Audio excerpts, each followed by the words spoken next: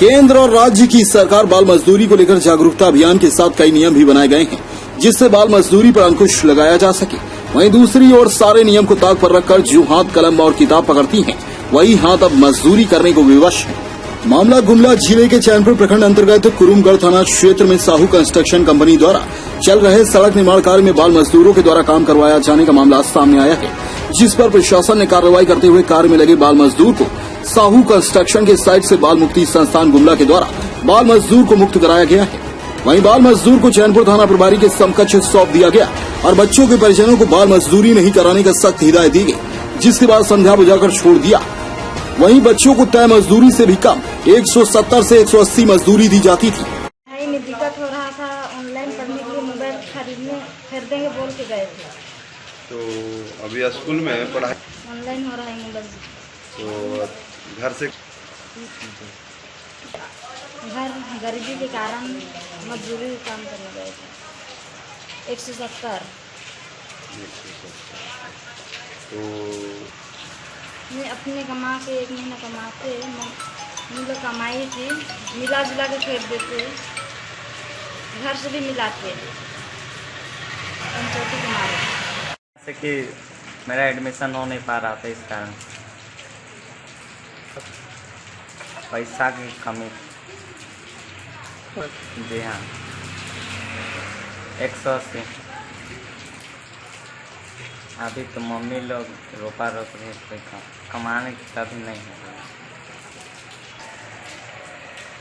बलराम हो रहा,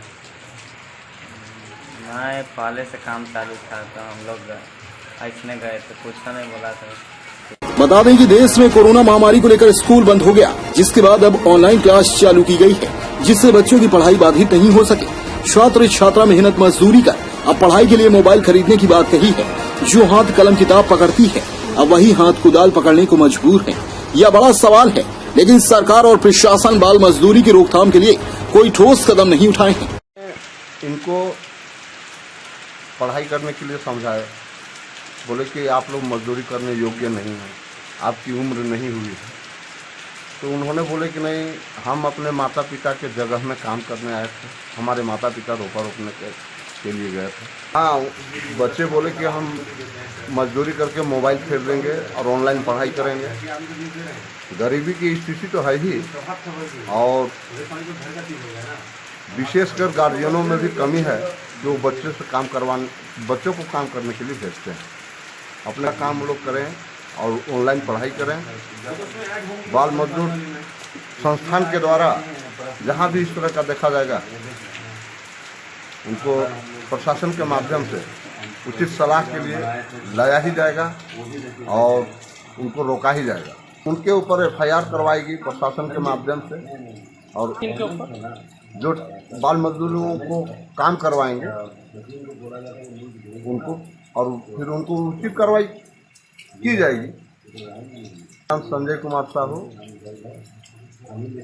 हम बाल मजदूर संस्थान के अध्यक्ष गुमला जिला के हैं।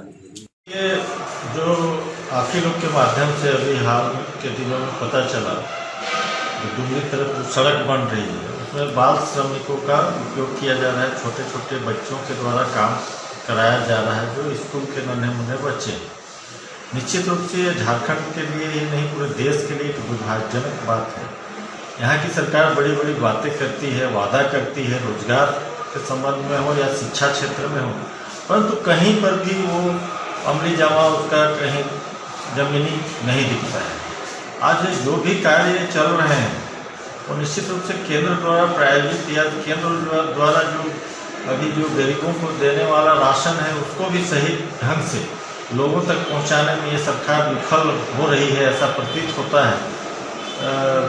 इस पर हम निश्चित रूप से यहाँ की सरकार को के लिए जिम्मेवार मानते हैं, और यहाँ के प्रशासनिक पदाधिकारी, चूँकि इन बातों को ध्यान रखना चाहिए कि बाल श्रम को कार्य कराना, बच्चों को कार्य कराना कानूनन अपराध है।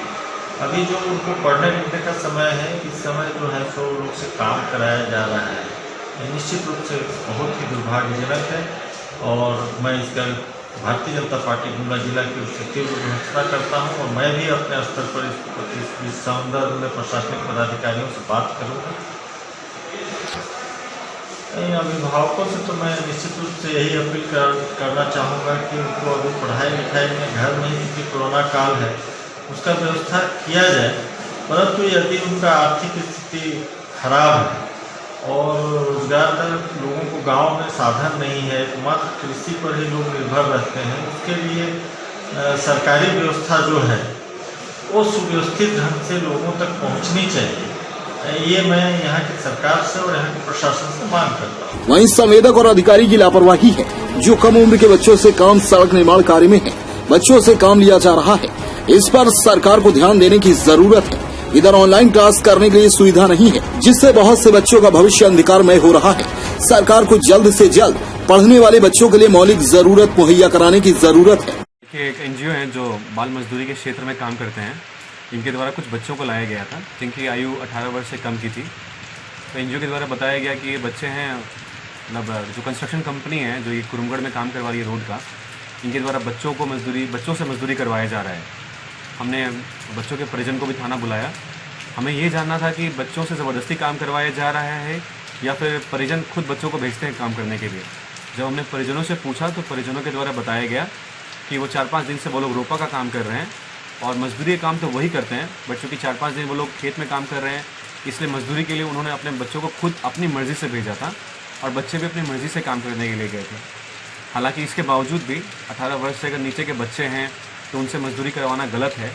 तो इस संबंध में हमने गार्जियनों को समझाया, हमने उनकी काउंसलिंग की कि आप बच्चों को आप सही शिक्षा दें, मजदूरी वाला काम आप ना करवाएं। बहुत ज़रूरी होता है तो आप बच्चों से अपने घर का रोपा वगैरह वाला काम करवा सकते हैं, बट ये मेहनत मजदूरी वाली काम बच्चों से ना करवाएं, क्योंकि शारीरिक और मानसिक तौर पे 18 साल से जो नीचे के बच्चे हैं उसके लिए तैयार नहीं हैं कि वो मेहनत मजदूरी कर सकें। इस संबंध में हमने गार्जियन को जागरूक किया है। अब देखते हैं आगे क्या होगा। आगे हम निगरानी बनाए रखेंगे।